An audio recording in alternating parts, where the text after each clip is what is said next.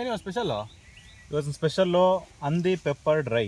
Pork pepper dry ಡಿಫ್ರೆಂಟಾಗಿ ಮಾಡೋಣ. ಒಂಥರ ಡಿಫ್ರೆಂಟಾಗಿ ಅಂದರೆ ಡಿಫ್ರೆಂಟ್ ಸ್ಟೈಲು, ಡಿಫ್ರೆಂಟ್ ಮೆಥಡು. ನೋಡಿ ಚೆನ್ನಾಗಿರ್ತದೆ, ಒಂದು ಮಾಡ್ತೀನಿ ನೋಡೋದು. ನೋಡೋಣ ಮಾಡೋಣ.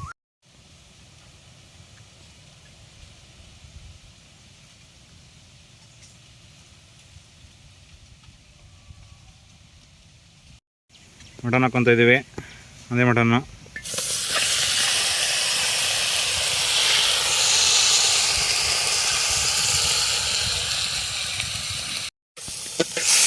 ನೋಡಿ, ನಾವು ಎಣ್ಣೆನೇ ಬಳಸ್ತಾ ಇಲ್ಲ, ಯಾಕಂದರೆ ಹಂದಿ ಮಟನಲ್ಲಿ ತುಂಬ ಎಣ್ಣೆ ಅಂಶ ಇರುತ್ತೆ.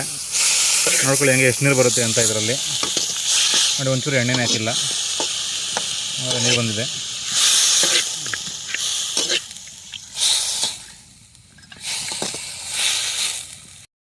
ಹಸಿಮೆಣಸಿನಕಾಯಿ,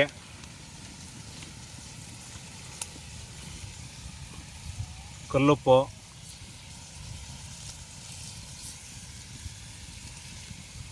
ಅರಶಿನ ಪುಡಿ,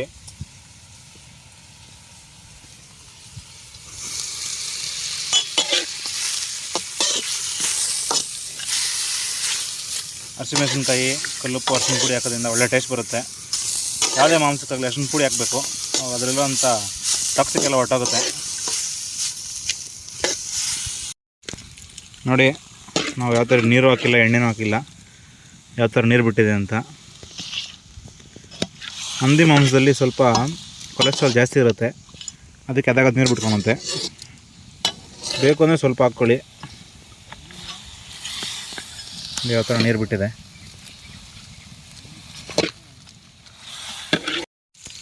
ಮಟನ್ ಬಂದಿದೆ, ಈಗ ಪೆಪ್ಪರ್ ಪೌಡ್ರ್ ಹಾಕೊಳ್ಳೋಣ.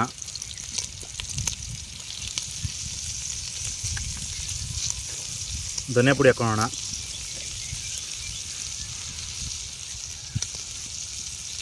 ಗರಂ ಮಸಾಲ,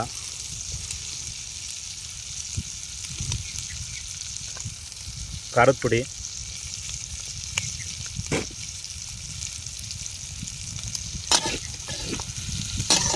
ನೀಟಾಗಿ ತಿರ್ಸ್ಕೊಂಡು ಒಂದು 5 ನಿಮಿಷ ಬೇಯಿಸ್ಕೊಂಡ್ರೆ ಹಂದಿ ಪೆಪ್ಪರ್ ಡ್ರೈ ರೆಡಿ ಆಗುತ್ತೆ. ಸಖತ್ತಾಗಿರುತ್ತೆ. 1 kg ಮಾಡಿದ್ದೀವಿ, ನೀವು ಮನೇಲಿ ಮಾಡಿ ತಿನ್ನಿ, ಈ ಥರ ಟ್ರೈ ಮಾಡಿ, ಚೆನ್ನಾಗಿರುತ್ತೆ. ಯಾವುದೇ ರೀತಿ ಎಣ್ಣೆನೇ ಬಳಸಿಲ್ಲ, ಎಣ್ಣೆ ಬಳಸದೇ ಮಾಡಿರೋಂಥ ಪೆಪ್ಪರ್ ಡ್ರೈ. ಒಂದು 5 ನಿಮಿಷ ಬೇಯಿಸ್ಕೊಂಡ್ರೆ ಚೆನ್ನಾಗಿರುತ್ತೆ.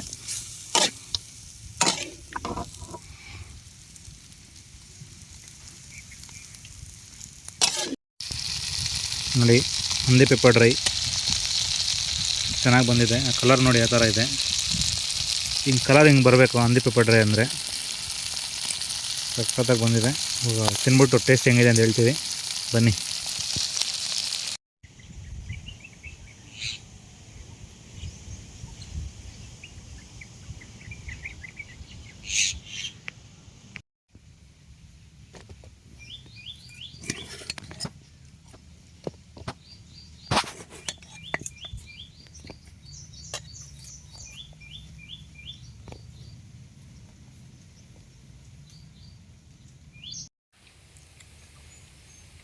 ನಿನ್ನ ಟೇಸ್ಟ್ ನೋಡಿ ಹೇಳೋದೇ ನಾನು ತಿಂತೀನಿ ಅಷ್ಟೇ.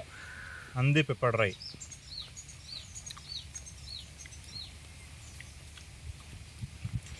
ಬೆಣ್ಣೆ ಇದ್ದಂಗಿದೆ. ಹೌದಾ?